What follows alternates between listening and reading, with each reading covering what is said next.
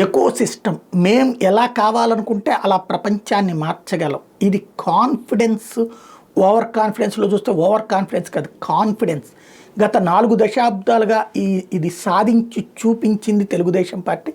ఇప్పుడు అలాంటి సక్సెస్ చూడండి. పవన్ కళ్యాణ్ మొన్న వరుసపెట్టి ఏదైతే చేస్తూ వచ్చారో ఒక్కసారిగా పవన్ కళ్యాణ్ ఇప్పుడు నిన్న ఏమైపోయింది, ఏ విషయం మీదనైతే అంటే తిరుపతి లాంటి ఇష్యూలోనో లేకపోతే లా అండ్ ఆర్డర్ గురించినో ఇట్లాంటివి మాట్లాడినప్పుడు వచ్చింది చూసాం. అట్లాగే డిప్యూటీ సీఎం లాంటి కాన్సెప్ట్ రాగానే ఇక్కడ కంట్రోల్లో ఉండండి అని పవన్ కళ్యాణ్ సొంత వాళ్ళకి చెప్పుకోవాల్సిన పరిస్థితి వచ్చింది. ఇది నెంబర్ 1. అధికారికంగా పవన్ కళ్యాణ్ ప్రకటన రిలీజ్ చేయాల్సి వచ్చింది. టీడీపీ కానీ చంద్రబాబు కానీ లోకేష్ కానీ స్వయంగా వాళ్ళు ఏమన్నా రిలీజ్ చేశారా? పార్టీ ఎట్లందని వాట్సాప్ గ్రూపుల్లో మాత్రం వచ్చింది. దట్ ఈజ్ స్పెషల్ అన్నమాట. టీడీపీకి ఉన్నటువంటి ఏది సక్సెస్ అదే.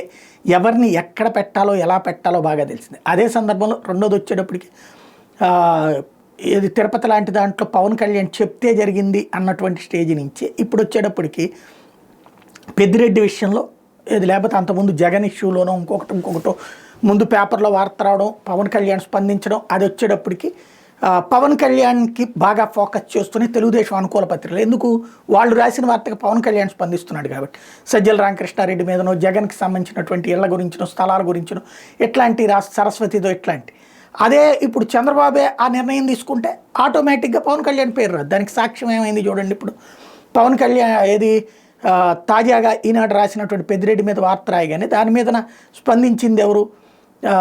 ఫస్ట్ పవన్ కళ్యాణ్. కానీ చంద్రబాబు స్పందించారన్నటువంటి విషయాన్ని హైలైట్ చేసుకొచ్చారు. పవన్ కళ్యాణ్ అయితే ట్వీటు మ్యాటరు అంతా కూడా ప్రకటన అంతా రిలీజ్ చేయడం కూడా జరిగింది అక్కడ పార్టీ వైపు నుంచి. కానీ ఇక్కడ జాగ్రత్తగా చంద్రబాబు నాయుడు ఆదేశించారు ఇట్లా అన్నట్టు. అది వ్యూహాత్మకం. అట్లాగే ఏ క్షణంలో ఎప్పుడు ఏది చెయ్యాలో బాగా తెలుసు. ఇప్పుడు లోకేష్ని ముందు పెట్టాల్సిన టైం వచ్చింది. లోకేష్కి either working president or party అధ్యక్ష బాధ్యత అప్పచెప్పడం అన్నటువంటి దిశగా అడుగులు పడుతున్నాయన్నటువంటి చర్చ నడుస్తోంది. దాంతోపాటుగా డిప్యూటీ సీఎం అనేటటువంటి కాన్సెప్ట్ కూడా పెడతారా లేదా ఏకంగా సీఎంనే చేస్తారా చూడాల్సి ఉంది.